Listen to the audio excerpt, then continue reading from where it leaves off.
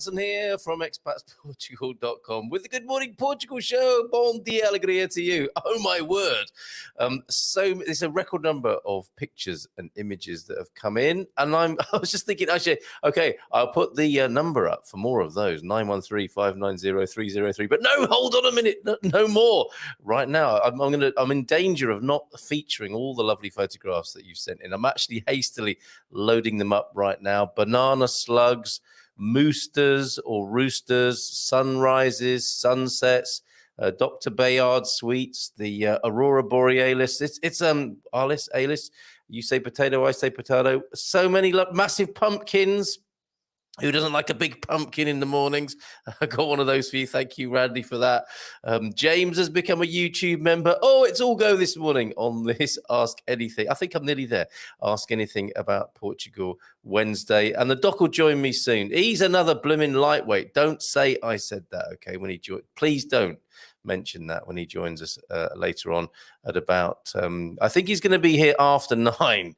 It's funny, isn't it? A lot of people, hey, you all right with the new start time? Yeah, and then when it comes to Docs, he may have a very good reason, so I don't want to judge him too much or be too harsh about his lightweightedness in this department, but we shall see. So we can ask him that question, Victoria. And thank you so much for your lovely photos that I'm going to show this morning.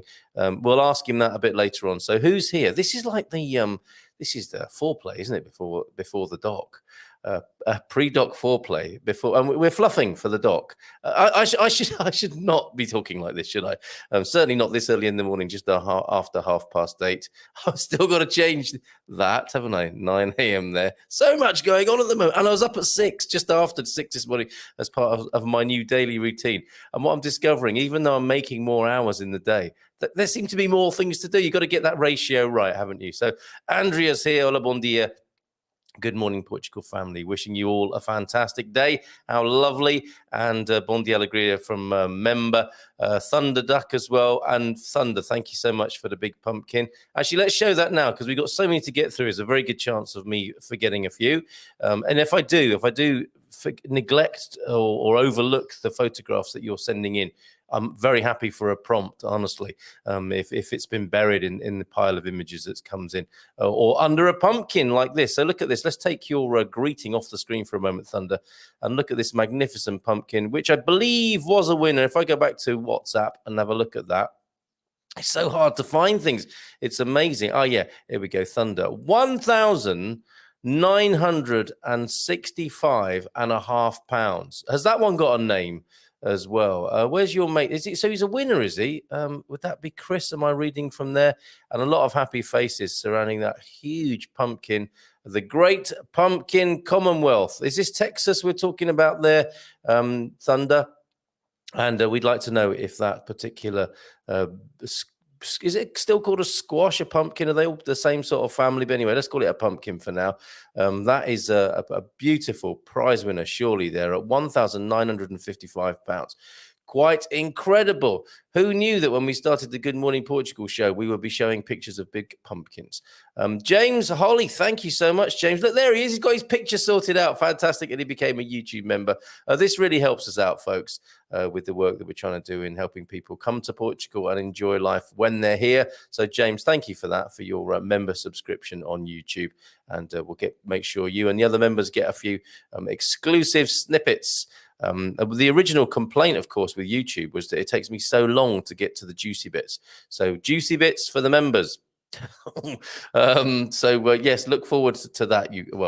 Try and look forward to that, YouTube members. And thanks, James, for becoming one of those. Hola, bon dia a todos from sunny Praia de Rocha. So yes, as you share yourselves and your greetings, it's a really good prompt to share the pictures that you've sent me. And you had a delightful yesterday I showed you my Sant'Antonio reenactment, didn't I? And suggested that I might do this as a calendar, the patron saints. And here it is. That's me and my version of Sant'Antonio there, one of the patron saints of Portugal, and of lost things, notably. And thank you very much Victoria, Vicky, for this one. I'm not going to do that one because I think it would just be a little bit bad if someone sees that photo shoot of sort of casually placed infants around my feet. I don't think that's a very good look. I like the rest of it though. It's a nice color combo, isn't it? Very beautiful with the Ferraguda sunshine blazing upon it there. So very beautiful from a church at Ferraguda. Ferragudo, potato. Advise me, please. And the wonderful message that came in as well, and the video that you sent me, because you had a few issues with the delivery yesterday in customs, didn't you? Look at this beautiful picture, Rachel, Frank! People will be shouting out in capital letters, Frank! Rachel, thought to be missing in action in the Algarve, located beautifully here by Victoria, who's met up with them in the Algarve. And so we got permission to share that. Thank you for that. I was pretty sure you'd be okay with that, Victoria, but I was hoping that Frank and Rachel would. And you asked them whilst taking the picture. It's really great, actually, if everyone, when you send me pictures, just to remind me that it's okay to share them publicly like this. No longer missing in Algarve, you say, look who I found. And yes, you found treasure there in the Algarve in the form of Rachel and Frank. Absolutely wonderful. Okay, so some sunrises. This one from Lonnie. Lonnie, isn't that beautiful? That's not Portugal. Let me just find out where this is from. But Lonnie very thoughtfully sent me in a few photos. I don't suppose Lonnie is listening live.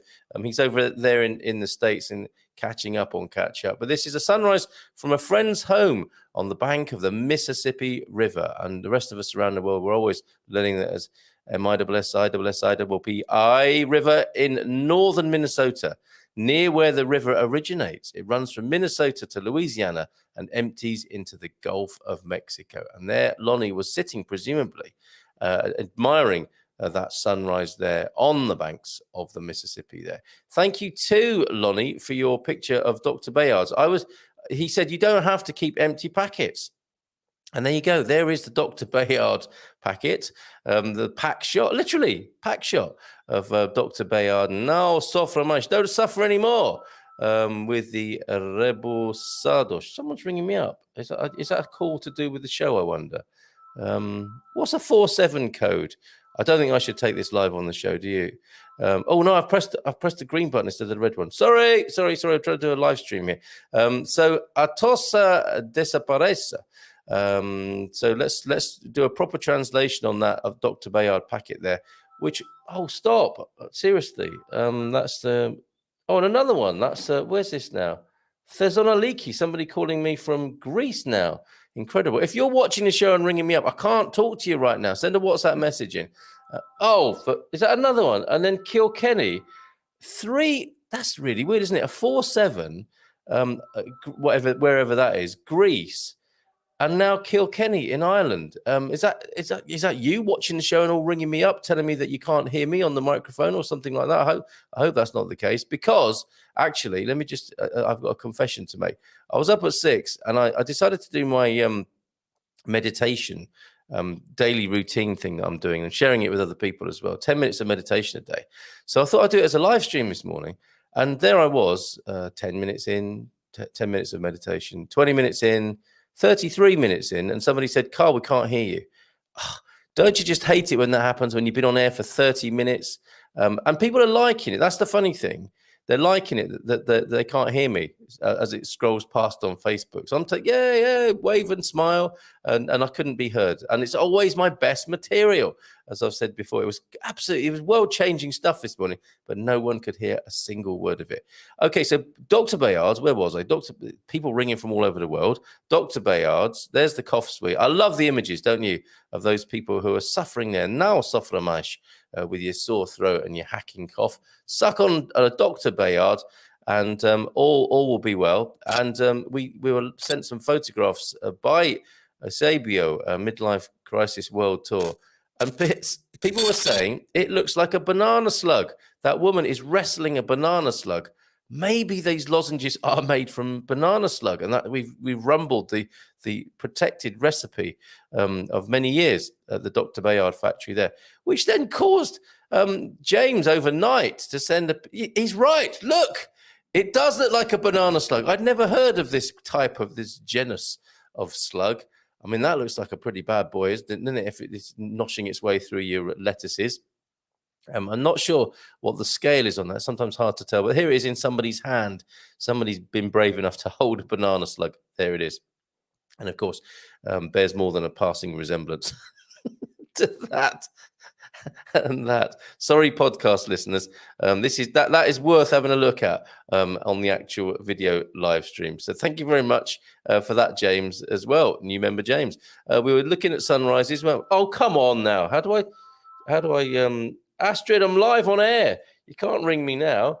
Maybe something serious is happening that I'm not aware of. 4 phone calls. This never happens. I'll turn the volume down. I don't know how to turn off the ring. Honestly, I don't. So sunrise on the banks of the Mississippi there.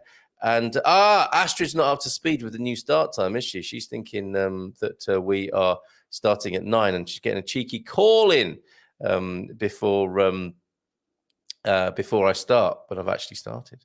So hold on, 30-minute sign up. Well, it's right in a way, isn't it, Stephen?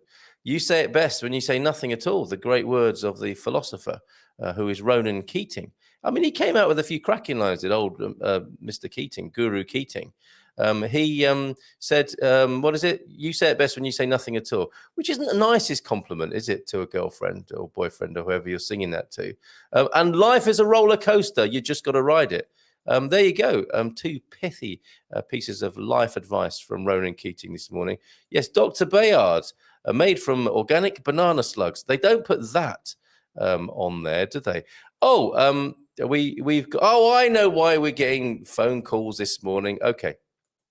Paul wants to join me, so let's sort that out live on the show this morning. That's why everybody's phoning from various parts of the world. And 47 is, of course, where is he based? Not Barcelona. Why do I want to say Barcelona?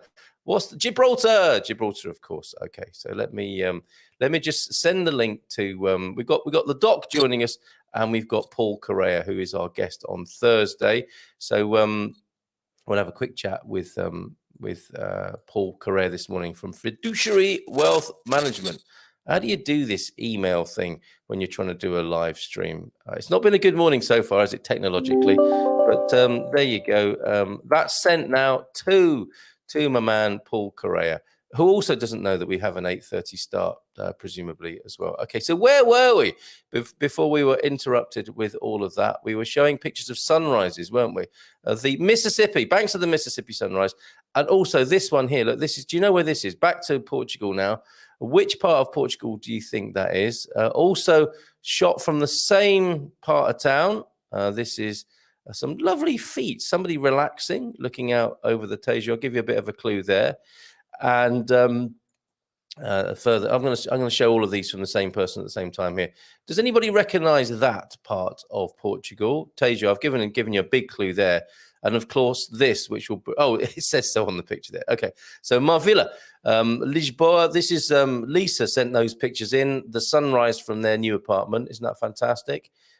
Really love that part of town. That's where I was broadcasting from a couple of weeks ago, of course, at that wonderful, cool part of town where the Musa Brewery is. Really excellent part of Lisbon happening. Just down the road a little bit is Marvilla there, and some lovely shots from Lisa, taking it easy, looking at the Tejo and the vast expanse across, just slightly to the left there. If that's not it in the picture, the Vasco da Gama Bridge, and then another shot of a little pier going out back up the river towards the 25th of April bridge there. So what a great place to be living. And she says to me, is this a rooster or a mooster? That, of course, is the deconstructed Barcelo cockerel. One on the right of your screen, of course, that's always with me, looking over my shoulder. And the one on the screen there, center, is the, she says, is it a rooster or is it a moose? A mooster, the rooster or the mooster. And this is a celebration of the construtadores of the city, the cidade. So Lisbon's construction workers have been given this accolade, which is a deconstructed. I mean, I'm thinking, is that a good thing? Is that a good statement about the builders of Lisbon, that the thing is put together in the wrong order? I'm not sure. Maybe the Portuguese listeners. João F., thank you for your videos. João F., you work, I think, in construction or closely allied to that trade. What were they thinking with this tribute to the builders of Lisbon that was, I think in the 90s that was put up. Yeah, 25th of April, Is it 99? I can't read that. The screen's not big enough. Somebody else might be able to do that for me. But thank you very much, Lisa of the Chases, Lisa and Barry Chase, a fantastic couple who we heard from. We heard their moving to Portugal testimony experience, a lovely couple, and I'm sure we'll be hearing more from them because Barry, well, they both do amazing work with financial intelligence, is emotional intelligence, isn't there? Spiritual intelligence, and there's financial intelligence, which is some useful stuff. They've got a really nice angle on it. It's not too bread-headed. It's it's really good stuff, really practical stuff to help the likes of you and me, with our modest wealth. Let's face it, we're doing pretty well, aren't we, in the world scheme of things, if we're not super rich. And it's nice to have a little bit of financial intelligence with that, isn't it? So that you can have a frictionless and easygoing life, and with your money worries held at bay with the likes of the sorts of ideas that Lisa and Barry talk about. And of course, Paul, who will be joining me soon from Fiduciary Wealth Management. Let's see what he's got to say about investment this morning. And do sign up for Thursday's webinar, where he'll talk more on the beginner's guide front of investment for expats. Okay, so have we got another? Yes, no, we've done the sunrise on the banks of the Tejo there, and the Mississippi River, two great world rivers, of course. And we spoke to Anna yesterday as well, didn't we? Who said she'd seen the Aurora Borealis without sending us a photo. She put that right. Look at that, her own photograph of the Aurora Borealis in Stockholm there. Isn't that a lovely thing? Can you imagine seeing that for the first time in the night sky up there in Scandinavia? Absolutely beautiful. So thank you for that, Anna. Really appreciate that. I think that's up to date on this morning's photographs that have been sent in. Let me just have a look. Oh, okay. It's probably spam from the rest of the world. Yeah, because yesterday my phone number was being given out, wasn't it? And so there you go. Thank you. I think, was it Pete, Bleach, and Matty who were saying they were giving my number out as a test, as a broadband test number. Maybe that's why I'm getting all those phone calls this morning. So let's go to the comments. Let's say hello. I'm having looked at all those lovely photographs this morning. I see Garvo's in. Mark. Let's see. Let's dig deeper into those comments and see how you're doing this morning. Bom dia a todos. Success. Obrigado a todos for your great tech support yesterday. Agradeço eles imenso. So grateful thanks to everybody for helping James get his picture onto the screen. So now we know what he looks like. Fantastic. Great to see you there, James. You have a face, says Victoria. Fantastic. Bom dia, meus camaradas. Bem-vindos à quarta-feira socialista. Come o doc. Okay, so comrades, good morning, comrades. And I do like your new, that's a cool pic. What is that? What is that wonderful stylization of the Barcelo cockerel there? Barcelos cockerel, I should say. Bem-vindos à quarta-feira. So we are on, welcome to the Socialist Wednesday with the Doc. Let's see about that, shall we? We've got the Doc and Paul joining us this morning. Bon dia alegria a todos. Happy hump day from Francis over there in Cape Town, South Africa. Diego, bon dia Carl and Doc. If going to live semi-long term, would you need a health insurance, or would you get by on state health? Thinking, say, 3 months block twice a year in Portugal. Diego, we'll come back to that. Mark, bon dia alegria. Hey, Mark, Norfolk Mark, and Jim. Jim, I think we've resolved it, haven't we? Jim has been busy. Remember yesterday we were talking about getting that book here, Jim's book, the $25 cover price on the book. Yet by the time it got here with all its customs and charges, it was looking like it was going to be well over 100 euros. I think Jim has sorted it out. What have we got here? Good news. Contacted FedEx and let them know what was happening. I think they fixed it. They have contacted FedEx Portugal. So the FedEx teams of America and Portugal have been talking to each other with all the information they need with regard to the value of the book and other info, which I should have included earlier. Okay, so really important note then, resolving this from yesterday. If you send something from America to Portugal, make sure it's very clear what it is on the packaging. That probably is the root of the problem right there, Jim. Let's see if Jim agrees with that. Hola, bon dia alegria. Dyslexia even when I type. We know what you mean, Capricorn 12. What's the tune for today? Really enjoyed listening to Eddie Henderson yesterday. That was a really good pick, as were Fat Larry's band with Act Like You Know. I've added them to the playlist, our shared playlist on Spotify. Bon dia from Stephen Wells. Good morning to you, Stephen. And that was a lovely offer from Stephen Wells to do the kind of mind mapping stuff with people. If they want to do that, get in touch with Stephen. Oh, yeah, while we're about it, That's a really good reminder. If you want to get in touch with people, we will create some sort of business networking thing for everybody here, because I think that'll be. Why are you saying that, Victoria? What did I say to you? Or what did someone else say to you? Yes, James was asking, what's the best way to get in touch with each other? I would say give us your forum tag ID moniker. If you want people to connect with you via the forum. Okay, so let's bring up the forum banner. Are you a member? It says here of the Expats Portugal forum. Go to expatsportugal.com/community. Please put in your whatever your ID is in the forum, and then people will be able to connect with you. It'll be a sign as well that people are welcome to connect with you. Okay, so please do that. Saeed Mansour, hi, hello to you. And this is a question for me and the doc. So I'll hold on that, but it's daunting because we have kids on holiday for 3 months. I'm wondering if and what kind of holiday programs are available during this time. Okay, interesting. Do you mean offline or do you mean on the telly with that? Let us know more. I want to move to Portugal and searching for a lawyer's office or help from you. Well, you know what we suggest. I'm sure by this time, by now, Saeed, please go to see Gilda and team, and that's in our business directory at Expats Portugal. Use that link there that's at the bottom of the screen, expatsportugal.com, and then join our community. By all means, it's free to join, or you can help us by becoming a premium member. And of course, you'll have access to the business directory. And as a premium member, you'll also get a discount when you work with Gilda and team. Hello, peeps. From Gary Austin, Brian Cranston's in the house, everybody, this morning. And look, I better save that one. I better go back through these for when the doc gets here after 9 o'clock. Lude bon dia from sunny South Africa, says Lude. A few in from South Africa. Fantastic. Good morning, all you wonderful people, says Hank. And smashing pumpkins, says Gary Austin. See what you did there. Agatha is the name, I think. Oh. So we had Goldie was the orange one. Remember Goldie, everybody? Here's Goldie on the back of a truck. And that one from this morning, 1,500 pounds of pumpkin is Agatha. Sorry, 1,900 pounds. It was 1,500 for Goldie, wasn't it? 1,900 pounds of pumpkin plus 1,950.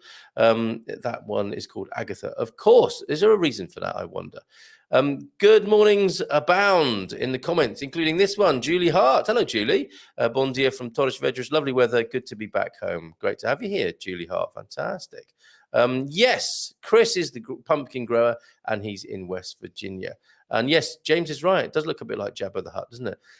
We don't know what place yet. Okay, in the competition. All right. Your pumpkins are so big and round and firm. Hank, it's not the first time I've heard that. I love snippets. Okay, so snippets on your way.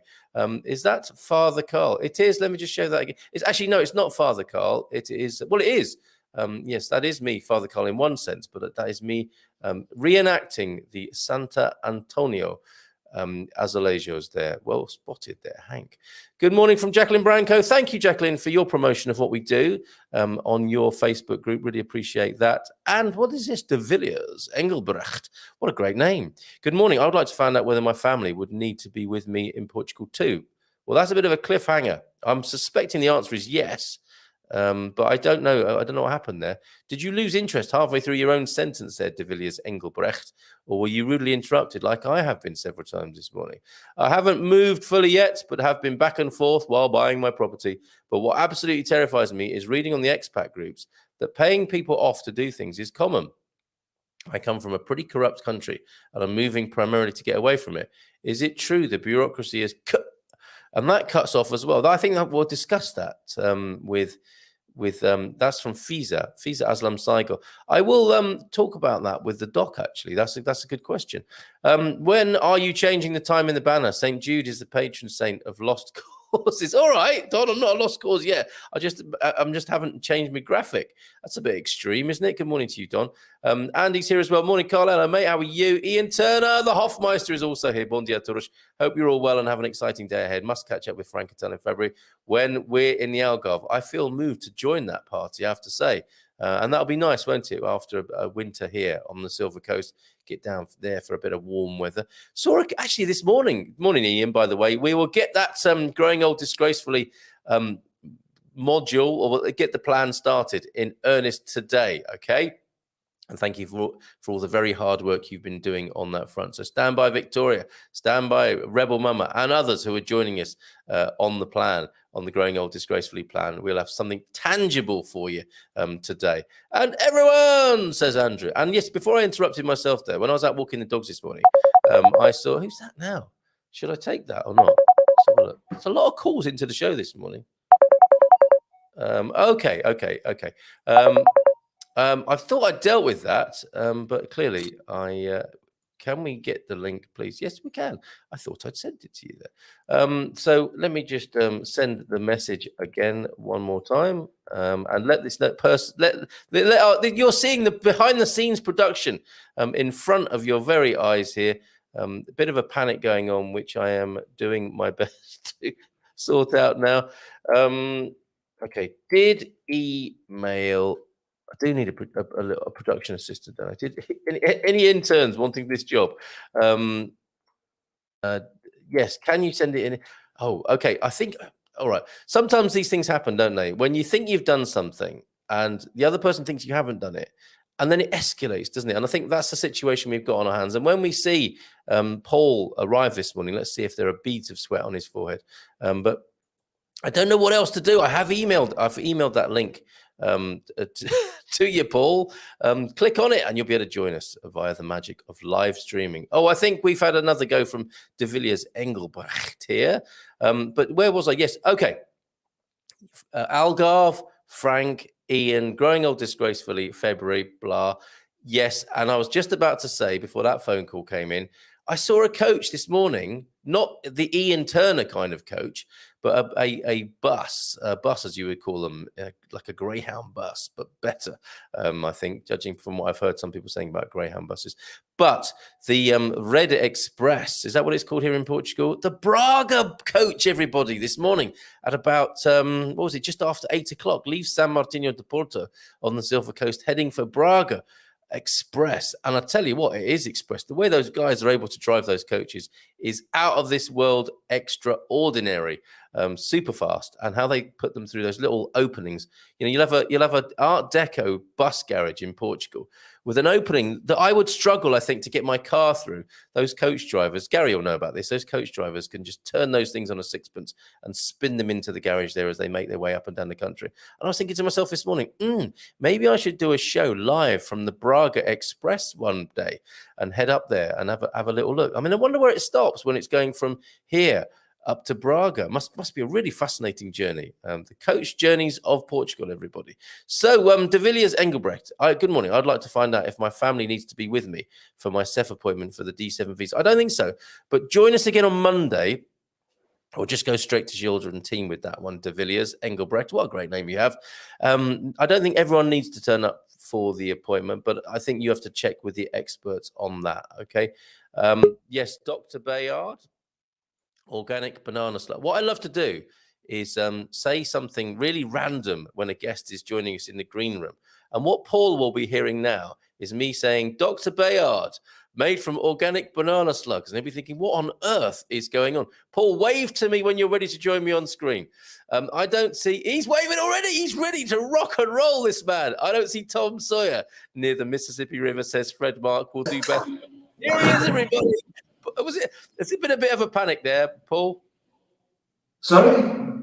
Has there been a bit of a panic with my slow response to your emails this morning?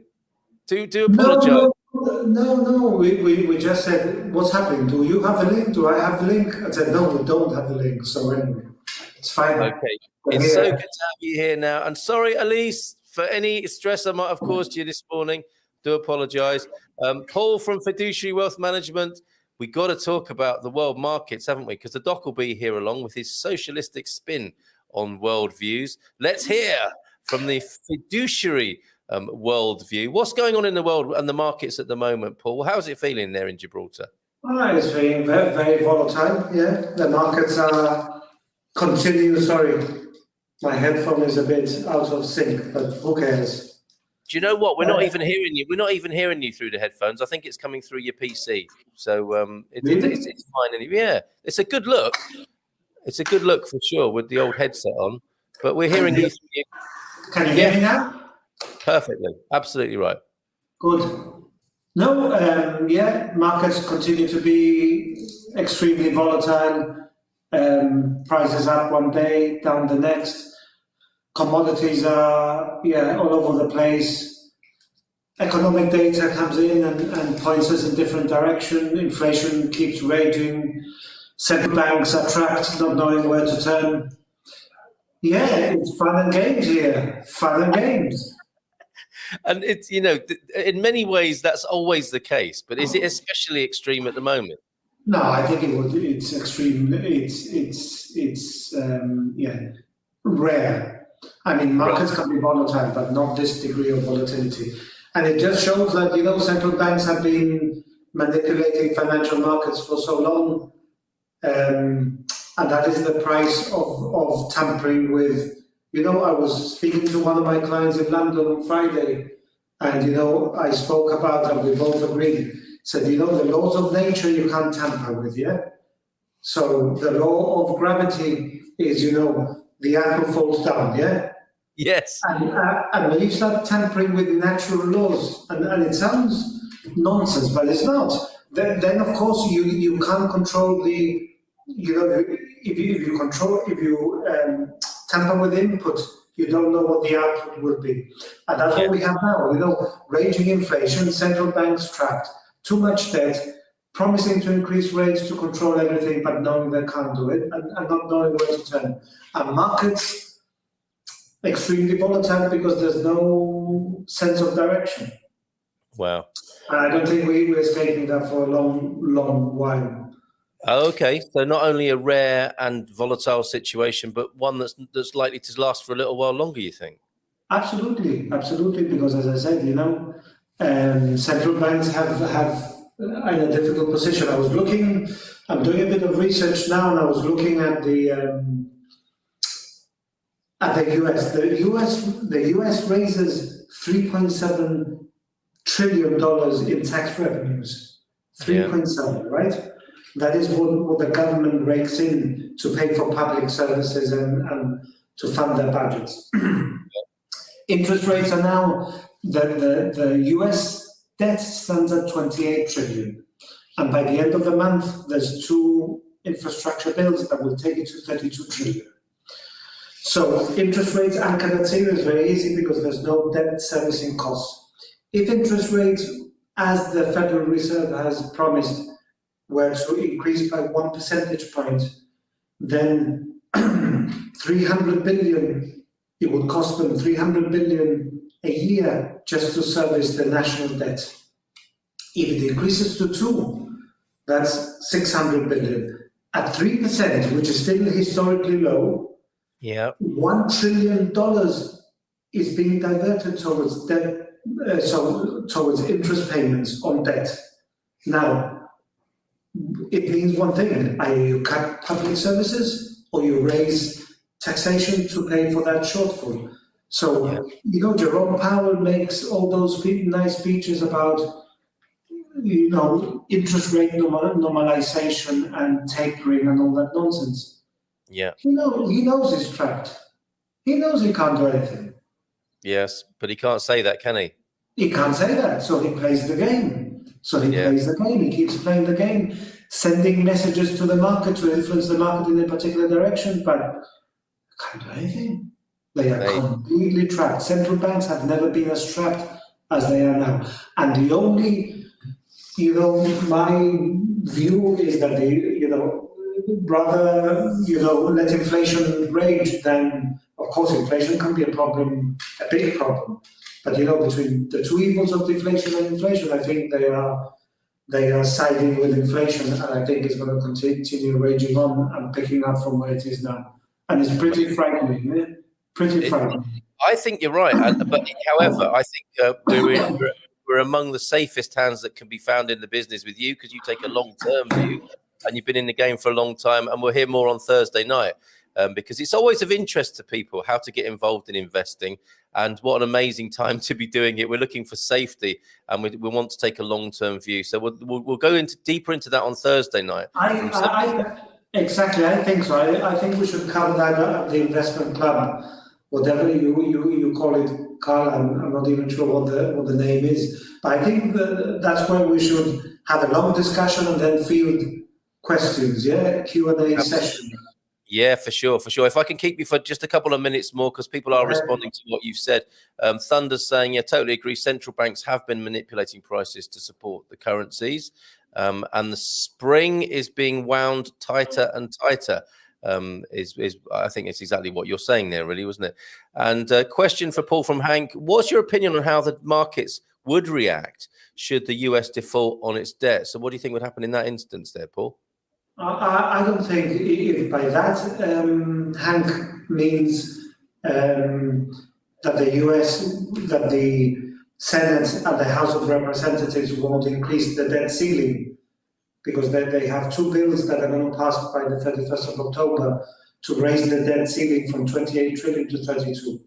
If that's what he's alluding to, then I think come the crunch, Republicans and Democrats will, act in the best interest of the nation, yeah? So they'll raise the debt ceiling. I'm pretty confident of that. Okay. It would be, I don't know what's going to happen. It would be Armageddon, yeah? Yeah, can you imagine that the US, the most advanced economy in the world, defaults on its debts? What hope do we have? So Well, I don't think it would happen, honestly. Okay. All right. Well, it's always, politicians, especially those in the opposition benches, will push it to the wire for political reasons, but at the end of the day, they don't want to have the tag. By being, looking at, taking political sides rather than looking at the interest of the country as a whole. I don't think they want to be tagged with that. So I think the Republicans and the Democrats will find consensus and raise the debt ceiling. I think the conversation and the discussion they're having now is whether they should scrap completely the need to get approval to raise the debt ceiling. I think that's the discussion. So it doesn't require approval, it just happens, yeah? We take on more debt and there's no oversight, so to speak, which is frightening, yeah? Absolutely right. I thought you'd have a grounded and interesting answer to that question. And the words that come to mind, and they are quite chilling words, are too big to fail. I mean, that really is what we're talking about with the American economy, right? It's unthinkable. Yes, something has to be done to keep it going, right? Let's see. The ETF market. Do you want to take this on Thursday, or do you want to quickly allude to it now? Allude to it for Lude. How big is the ETF market in Portugal?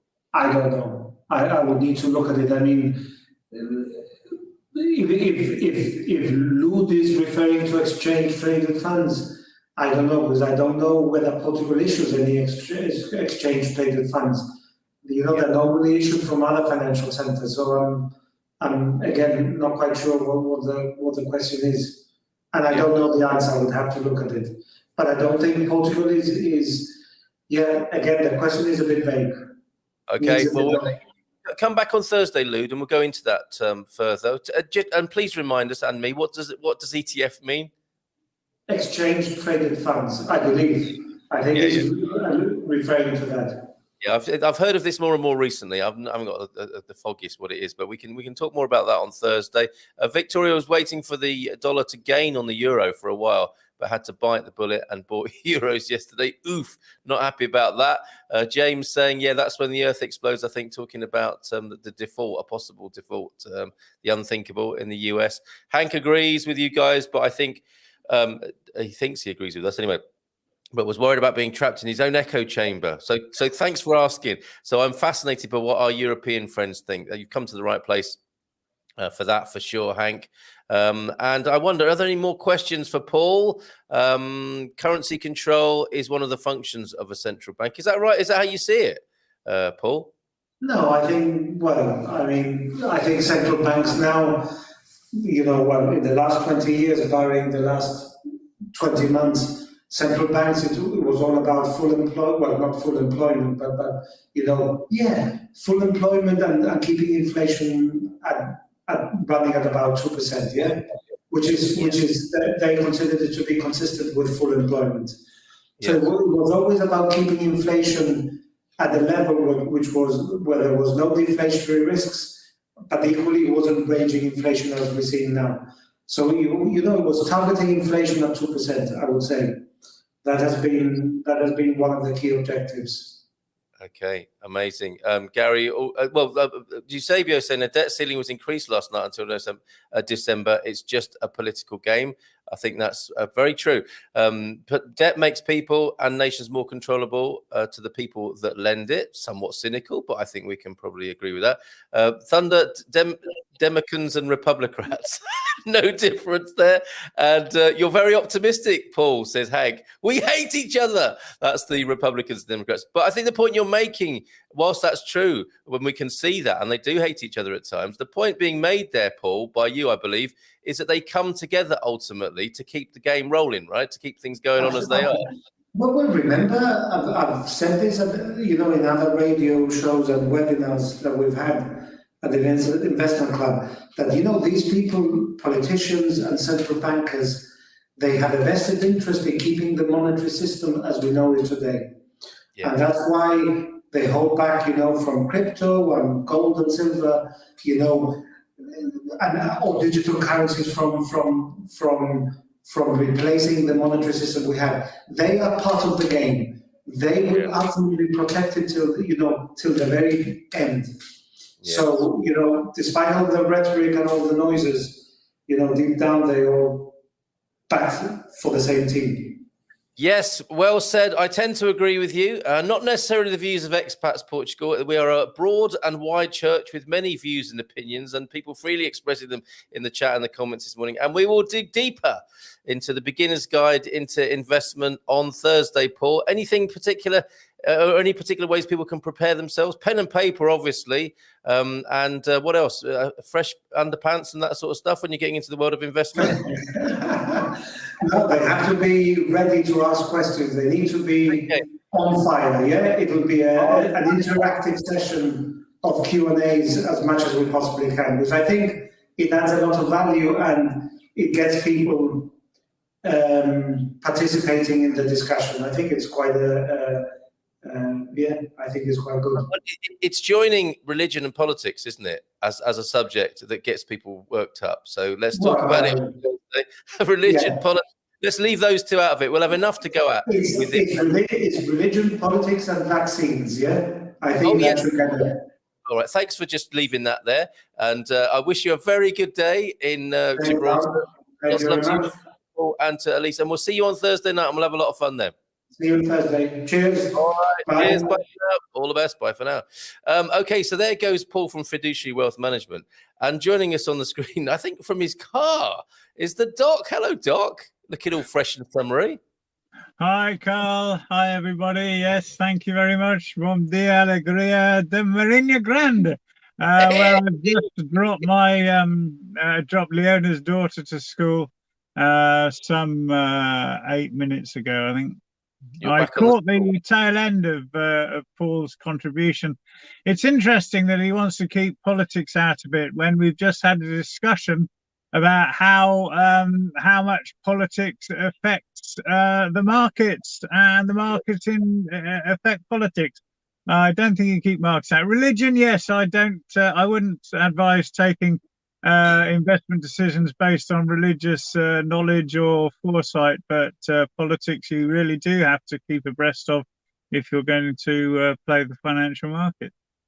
Well, some of those religious organizations are quite good with their money, though, aren't they? So there are some lessons to learn, maybe. Well, I don't know what the average growth rate in real terms of the various religious organizations are. I think their ability to maintain their assets is more to do with conning lots of people out of their money rather than being particularly good at managing it. Oh, Doc. Really, what a stunning entry this morning. Let's see. I mean, it's already getting a bit eggy with Paul on the screen, and now you've dropped that in there. Let's see. I've got a comment here. Your cough disappeared. My cough's just come back with that.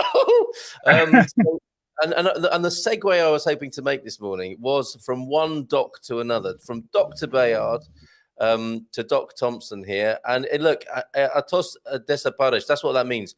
So you suck on a lozenge and your cough disappears. If only it were that easy, Doc, eh? Yeah. Are you a fan of the Dr. Bayard here in Portugal? I've not tried them.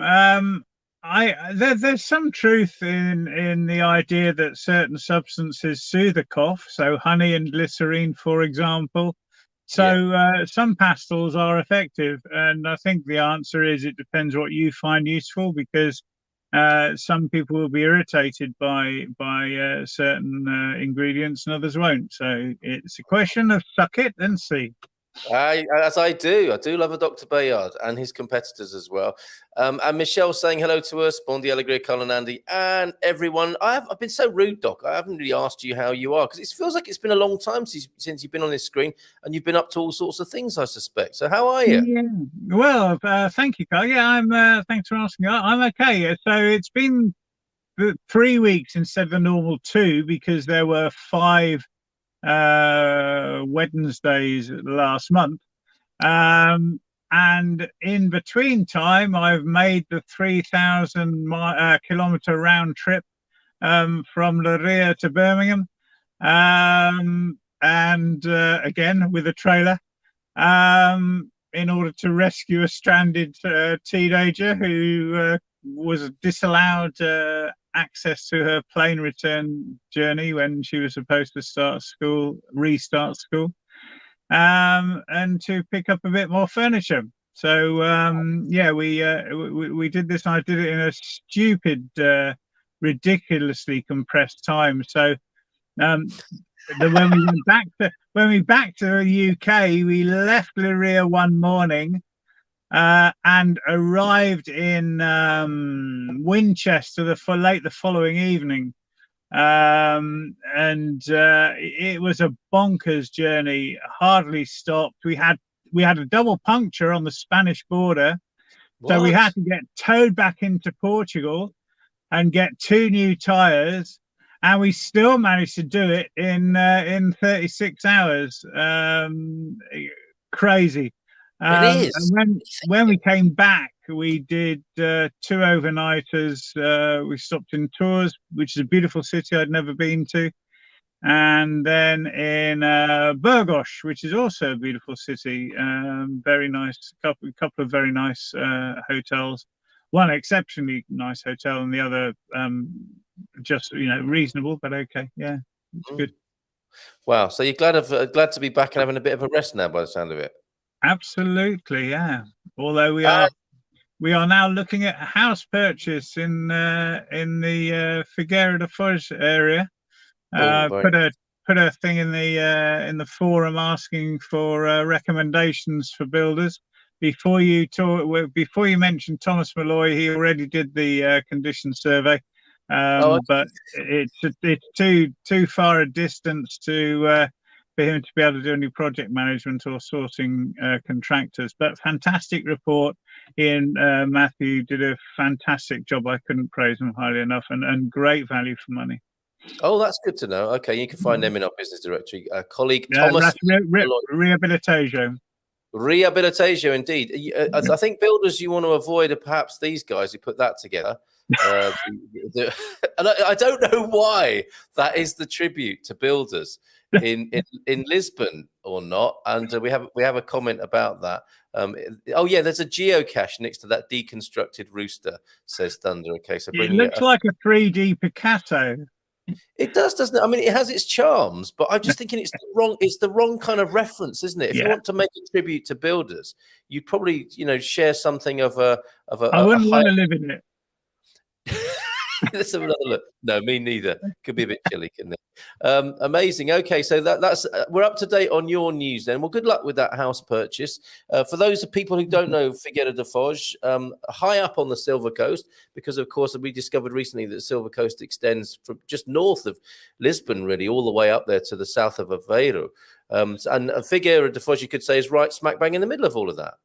It is. We're a little. If we get this, we'll be a little south of Figueira da Foz on on a promontory that extends into the southern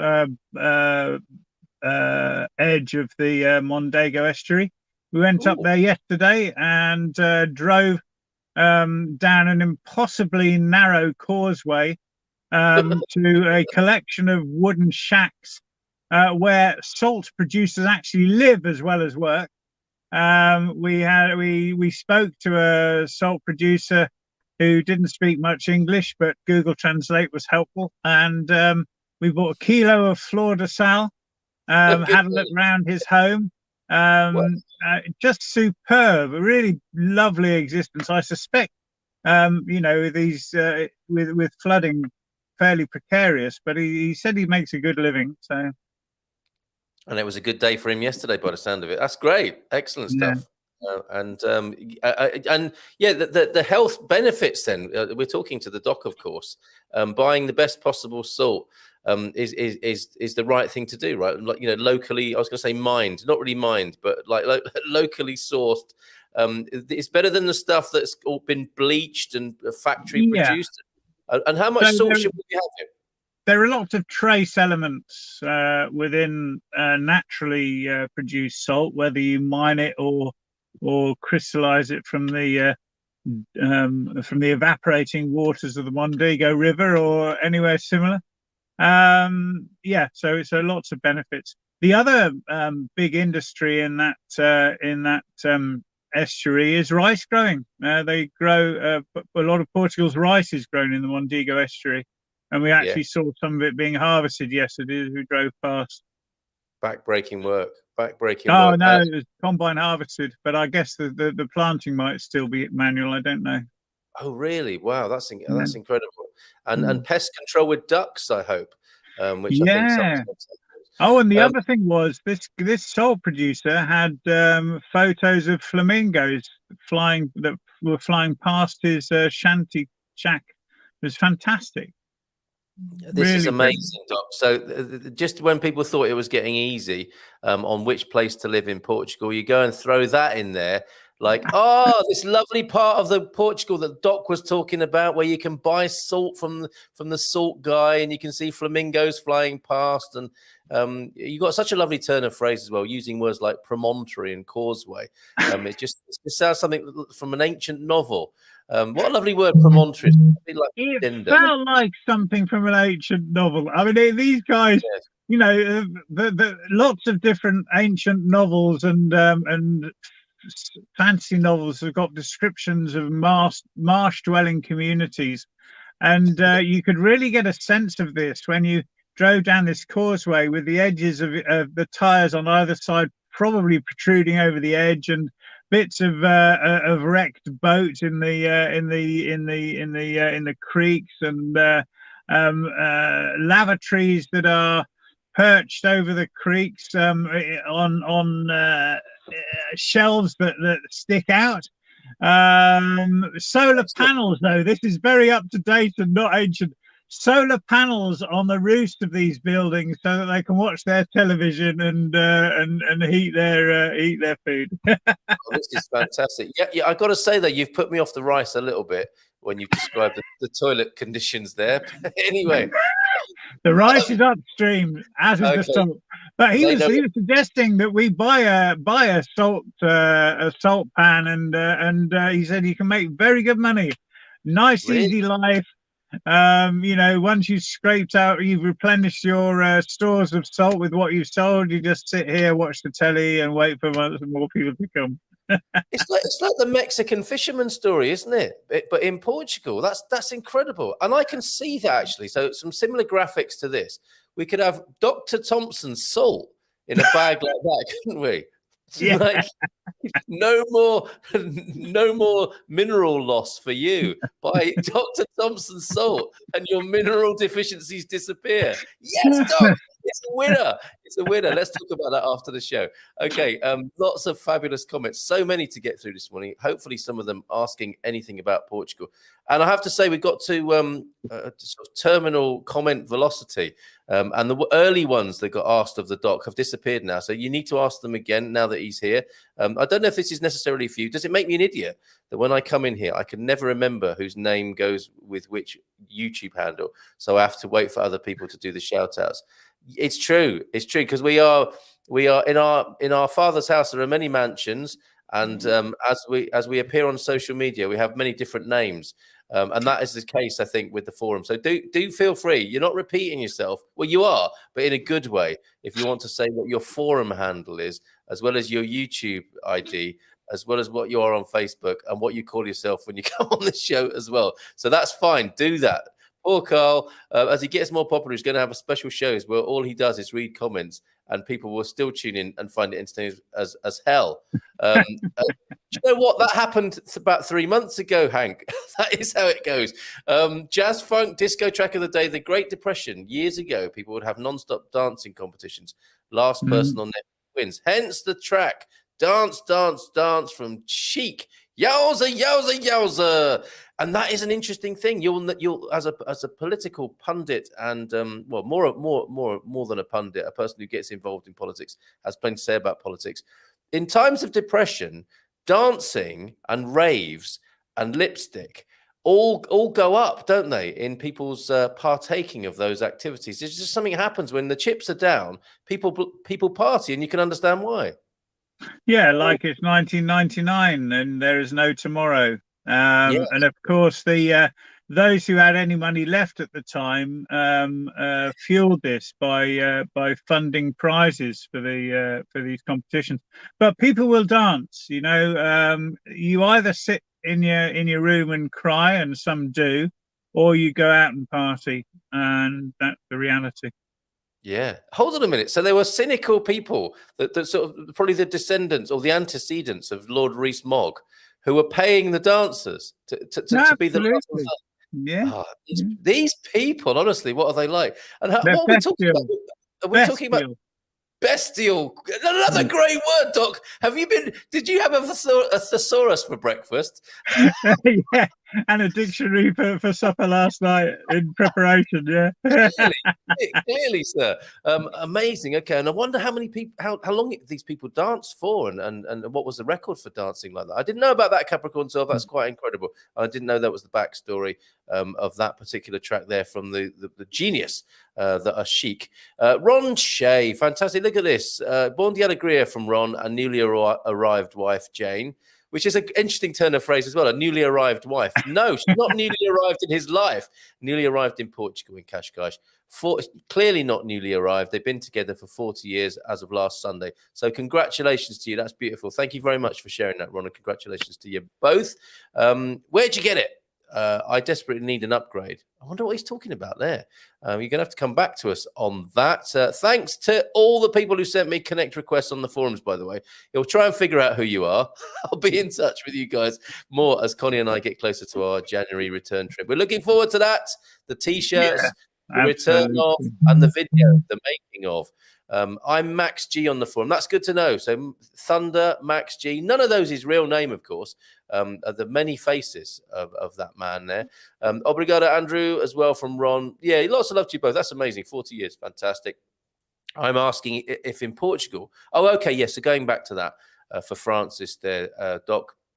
I'm asking if in Portugal there are school or other summer break programs like summer camps, so kids' holidays are constructive. Do you have any experience of that?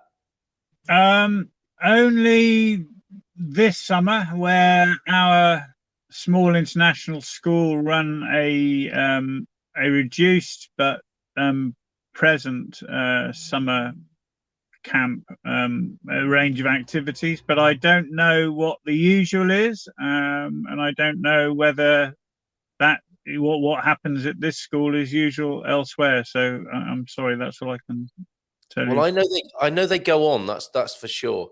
There are kids camps for sure, as Doc's saying there. So yeah, but we're clearly not the experts on those. Others with children in Portuguese listeners, I think, might have more to say on that. So yes, we've sorted out to the sending of the book from America to Portugal that went from $25 cover price to over €100 to bring it into the country. Have you had any shenanigans? I think it's all resolved now, Doc, but have you had any shenanigans getting things posted from UK or receiving things from US? I did have until I found when you're filling the form in, there's a thing that says, do you want to benefit from directive blah blah blah blah? And I suspect anyone looking at that was saying, oh my god, what's directive blah blah blah blah blah, and ignores it.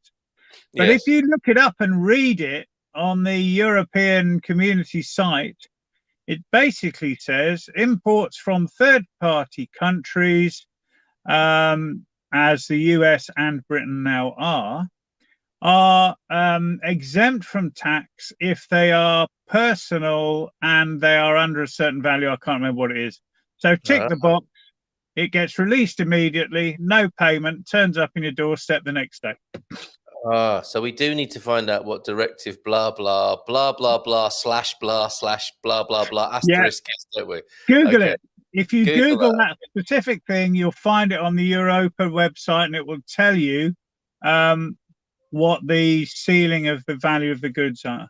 That's fantastic. And there it is. That's the box that was not checked by the sound of it. And Jim was probably eschewing what he thought was greater bureaucracy by ticking a directive box like that. Fantastic. So hope for anyone who still has brown paper parcels sent under discreet cover, you just have to check that box, and you won't have to tell anybody what's inside there. Carl, the worst experience of receiving anything from the UK. So one of my friends, Steve, who is quite a fan of yours, by the way, when he watches, he had some medication sent over by his sister because he stayed longer than he originally expected to. It was sent in July. I got the customs notification 2 weeks ago. And it arrived last week. Of course, he's long back in the UK. Oh no! So if anybody wants to, what Doc is actually saying is, if anybody wants to buy some Viagra cheap, we've got it now, and we're open to offers. I think with that, I thought as a doctor you were going to be talking about stool samples, because you don't want that staying too long. You don't want staying too long in the warehouse, do you? No. Okay. No. Let's move on. That's disgusting, Carl.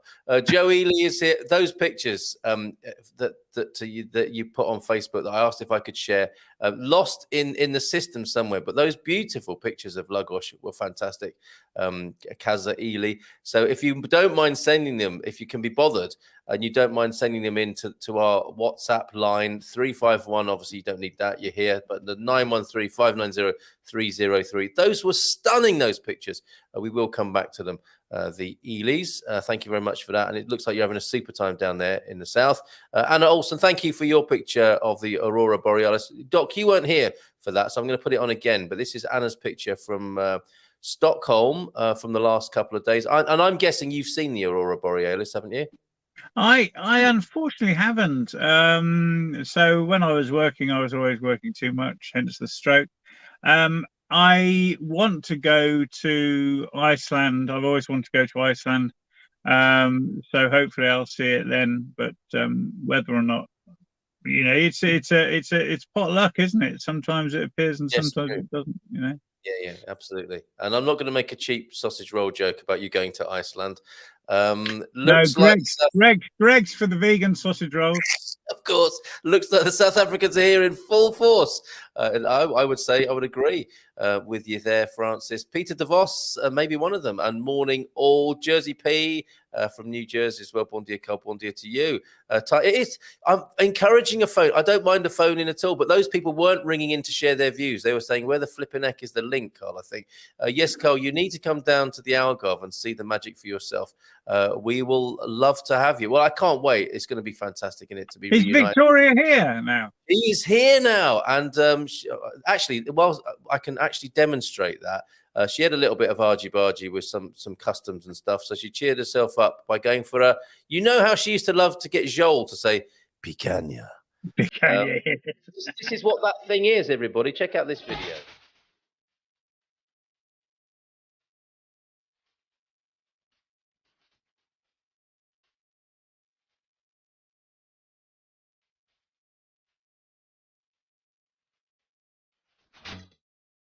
That's off YouTube, but that is a picanha there.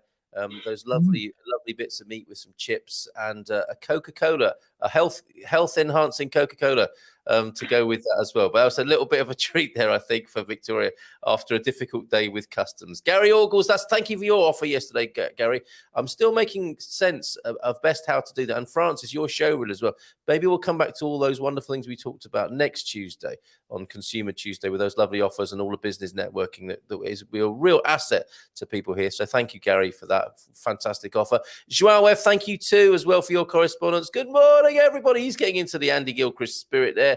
P.S. If any of you wonderful people want to get together for a beer when we return in January, yes, please send me a connect request on the forum. We'd love to meet you. How fantastic is that? Okay, guys, we can get the party started. I'm here now, and Joao is here too, and some giggles there from Andrea. We don't even have to wait for Doc because he's the hit of the parties. He doesn't even have to show up. How about that, Doc? Don't have to be there. You're that kind of celeb. Bon dia from Pam as well. Hey up, Pam, how are you? And bon dia, Joao from Joao getting a lot of love in the comments this morning. That's fantastic. This is turning into a morning rave party, even without music. How fantastic is that? And when we had Paul on, Eusebio was saying Paul represented the decline of capitalism. Look. He's not here to defend himself. Neither against that. Or where's Kate? Kate was so rude to him as well. This man doesn't know what he's talking about. That is so flipping rude. You two need to get a room and have it out, I think. And I would be gladly hosting that one. Kate, you can't just say that. I mean, we've got to enter into some. I expect more of you. Well, we Carl, actually, it'd be brilliant to get the two of them to debate on the show. Wouldn't it just? I've been looking forward to that for a long time. And all I'm seeing from Kate so far is she's chucking in these insults from the sidelines. Because come on, Kate. Yes, come on, Kate. That's not the way we do it here. I'm with Paul with a lot of what he says about the banks and the money system. Kate comes as an economist, comes from a very different point of view. And I think, she when we talked about it before, she doesn't like that analogy of the Thatcherite sort of thing, the country economics and government. She's right. Okay. What, Kate is or Thatcher? No, Kate's right. Kate is right. Obviously I don't agree with everything she says, but she's right in terms of a country's economics not being the same as a household's economics. Okay. It's just bonkers. Not in any way. Not in any way. No, because it's bonkers to suggest that a country that can. Oh, look, he's frozen up now. Sometimes the internet can tell when it needs to freeze. Can actually print its own money. Hold on. Who's that on the phone? I think it might be the Labour Party. I don't know. Sorry, Carl. It's okay. Sorry, there we go. I had a stupid flipping phone call that came in at the same time. It was probably the forces of capitalism trying to sell you something on a cold call. But go on, carry on. I can't hear you now for some reason. Might be just as well. Anyway, what I was saying was it's absolute BS suggests that a household's finance is the same as a country's finances. If Thatcher wanted to mean that, she should have given every house the ability to print its own money and issue its own debt.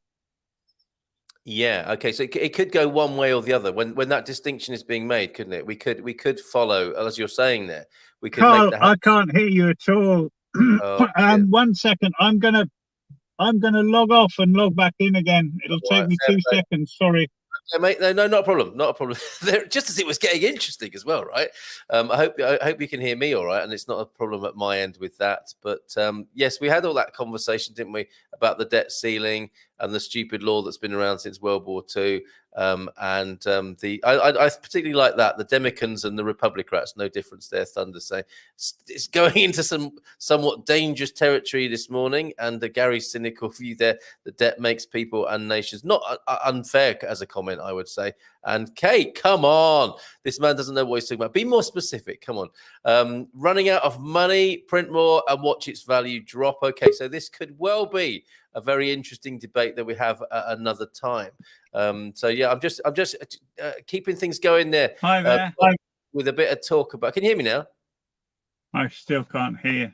Oh, what a shame. Okay, all right. I'm so sorry. I Well, don't know what I'm going to do worry. with this. No, One that's second. fine. We got so many comments, so many The problems questions. with doing this on a phone instead of a computer. Don't you worry. Don't you worry. We will catch up with ourselves rubbish. in the comments and with the connection. Let's hope that the doc doesn't get into too much swearing. That's a good point, Paul. Their corporate masters won't let them destroy the economy too much. Hello. Can you hear us now? Bit like my meditation this morning. I'm 30 really minutes. I'm sorry, Carl. I'm going to have to go.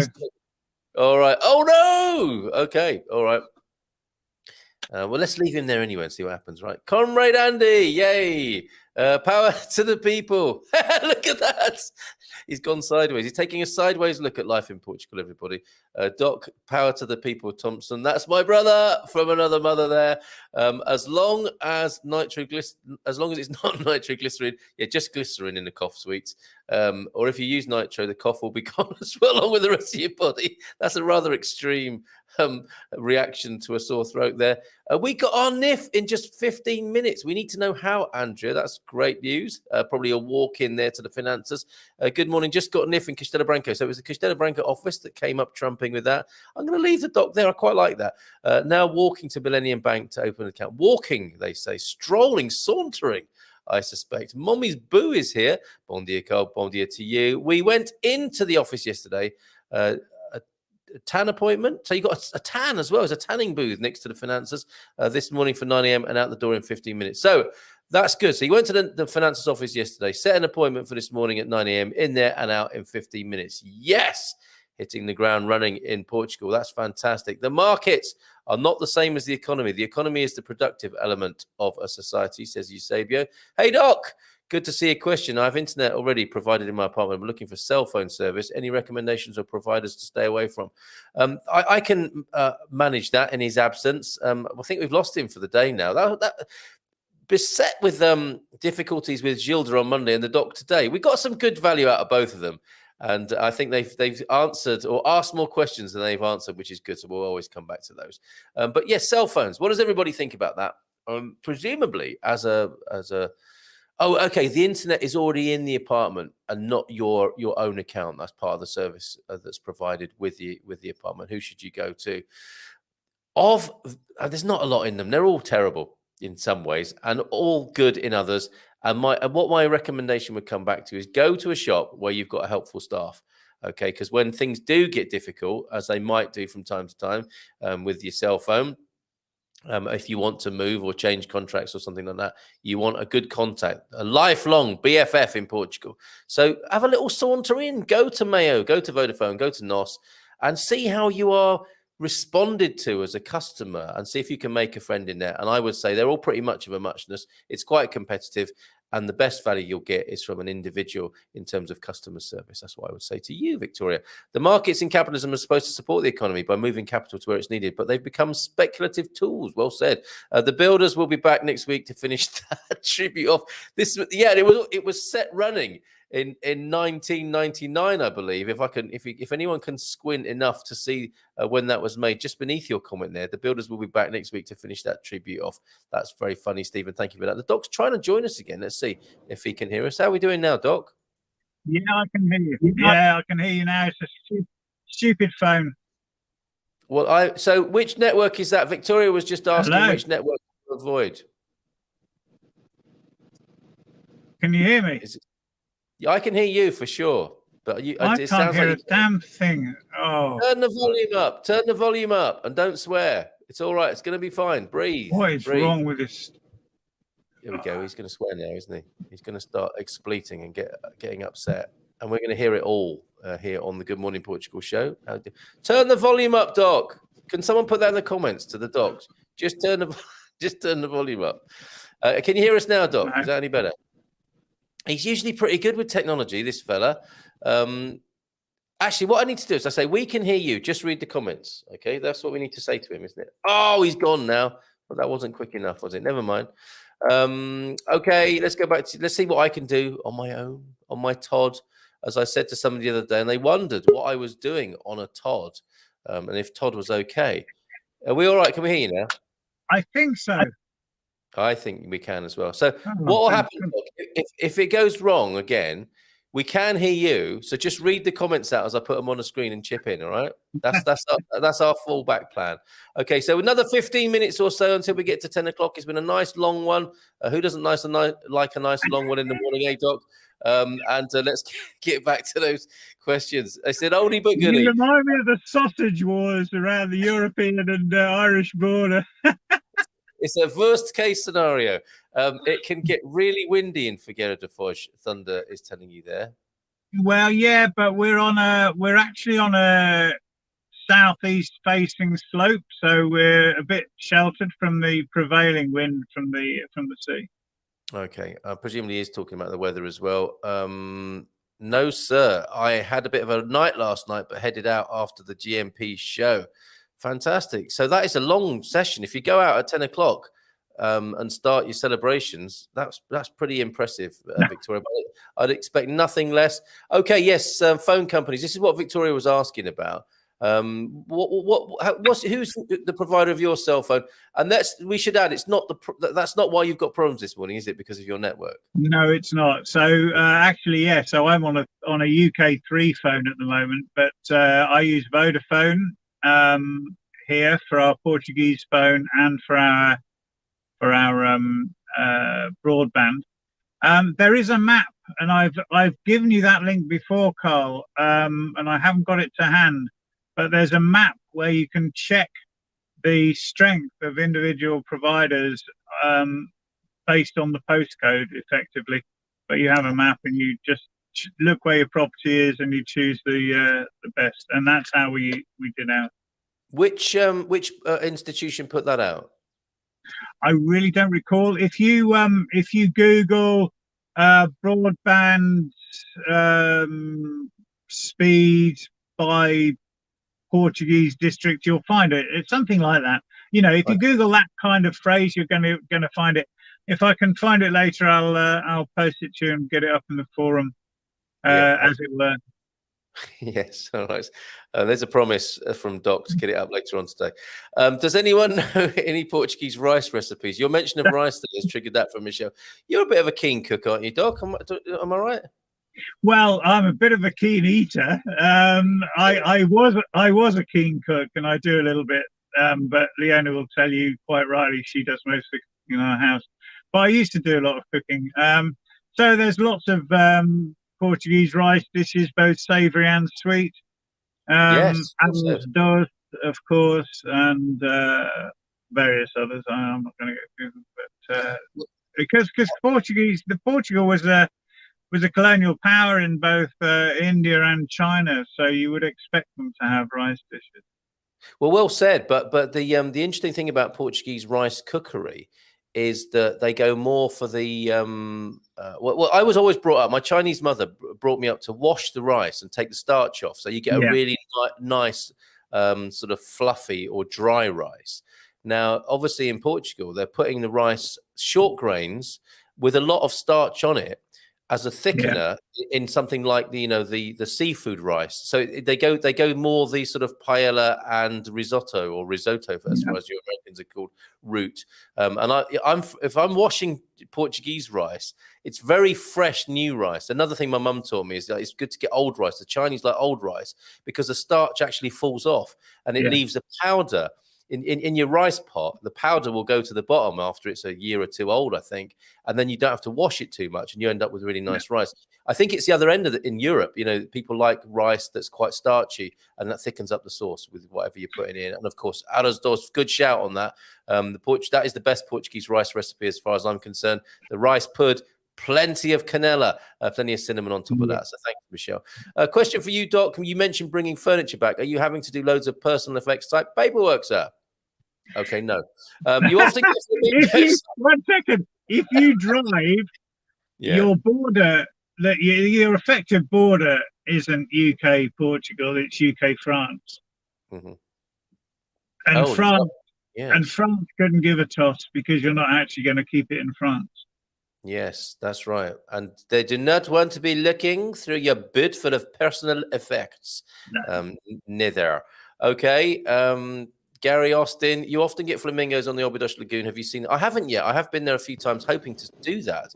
And that's a pleasure yet to come in the future there. Have you seen a flamingo at all in Portugal, Doc? No. He's lost the set.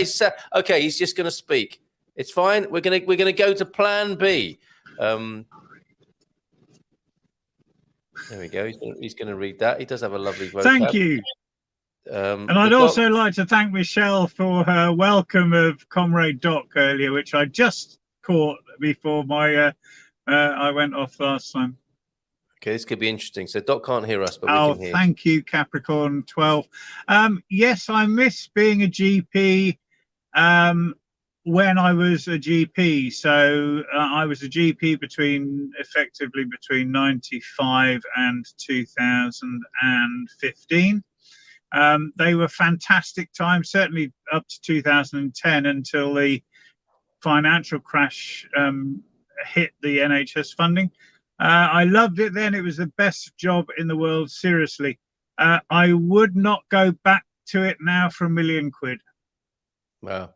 Okay. All right. I really wouldn't. The workload, the financial constraints, all of it. The bullshit control in terms of your clinical judgment. Never. Okay. All right. Thank you for thank you for that, Doc.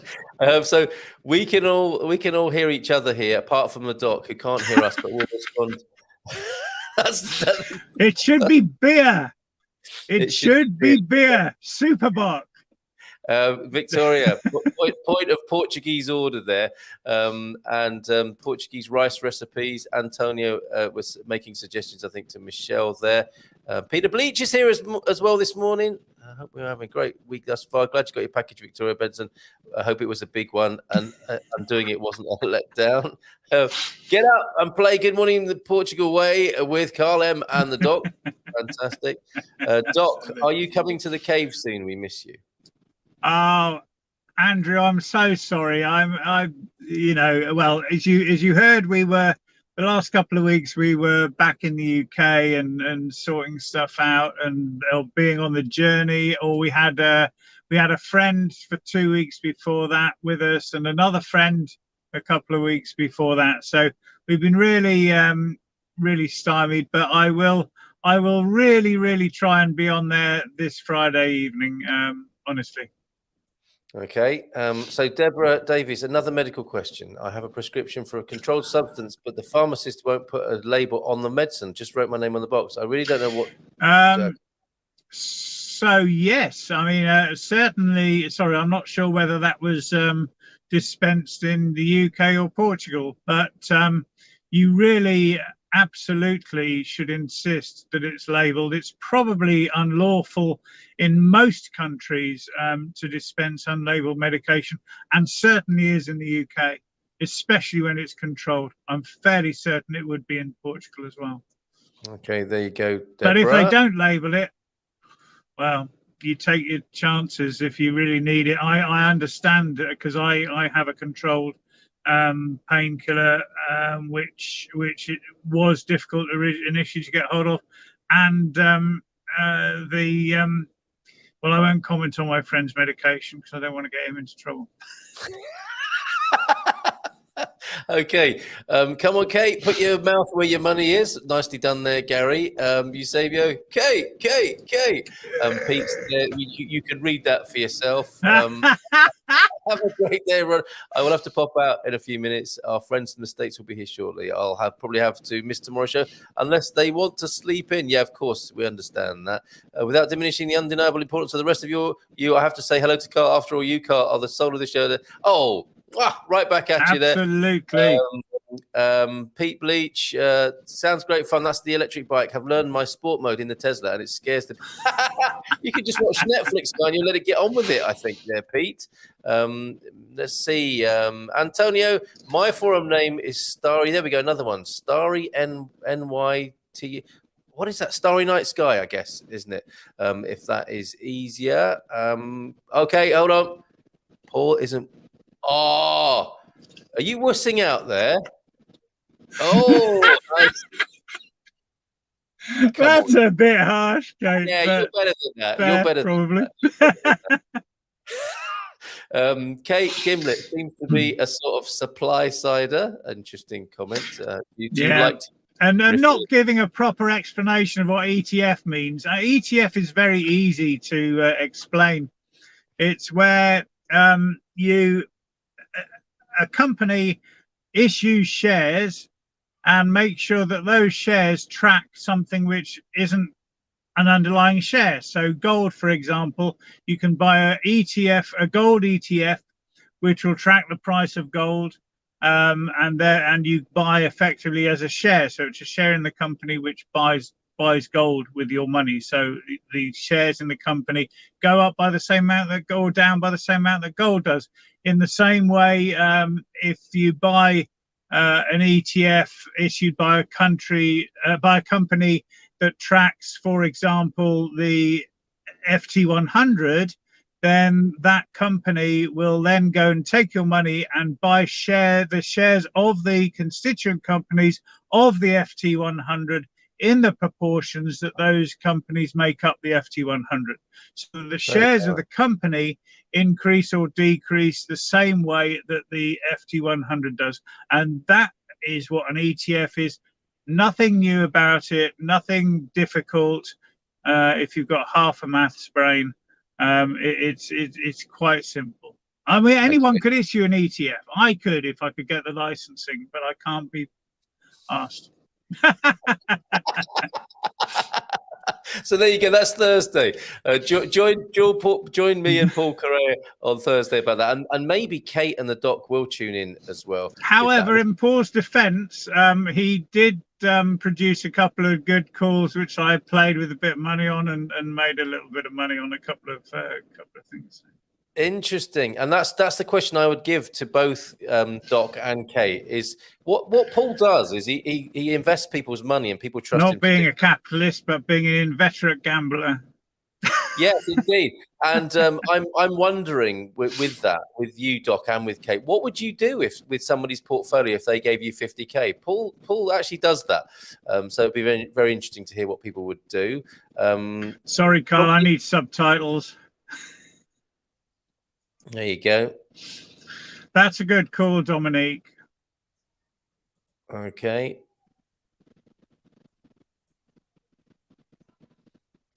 They've never done the show like this before. But here's another comment from Kate. Oh, come on, Kate. That's suggesting, isn't it? I think you just have to accept that people who appear on here, including myself and anyone else, are giving their opinion, which will be an informed opinion to one degree or another. None of it will be perfect. Probably none of it, not all of it, will be crap. But there will be good and bad in varying proportions. From myself, from you, Kate, from Paul, I happen to think that you're more on the money than Paul is most of the time. And I think I'm on the money all the time. I'm probably wrong on that, but there we are. I think that's a very good assessment there, Doc. You can't hear me say that, but I think that's a good assessment. You've thrown down the war spear, Kate. Now you have to back it up. Otherwise, they are just insults. It's true, I think. If they gave you 50K to invest to buy a field, orchard, or goat herd, that's a good investment, I think, of anybody's money. Or a Salinas, according to my friend, the salt producer yesterday. Back to the salt mine guy. Okay, it's 10 o'clock, guys. We got to go. And I'm so sorry we haven't made our way through all of your comments there. Let's see. Let's just put a couple of smiley faces winky faces as we would like to finish the show today. It's been a very interesting one, and also another rice recipe. Let's go back to the safe stuff. Arroz pato, the duck rice, which, of course, the doc would have mock duck in. So what we need to do now is let's use our thought waves to broadcast our psychic goodbyes. If you're trying to project what you're saying, if it's bye-bye, bye-bye. How about that? We did it. We did it. Doc, take care. Fantastic. Thank you very much. I'll ring you on WhatsApp in a bit, Carl. You're the best, Doc. And thank you to everybody. You're also all the best, each and every one of you. And I know that sounds like a contradiction or some kind of Zen mind puzzle, but just ponder that for a moment. Ciao, everybody. We're all the best. When he pulls the plug. Bye for now.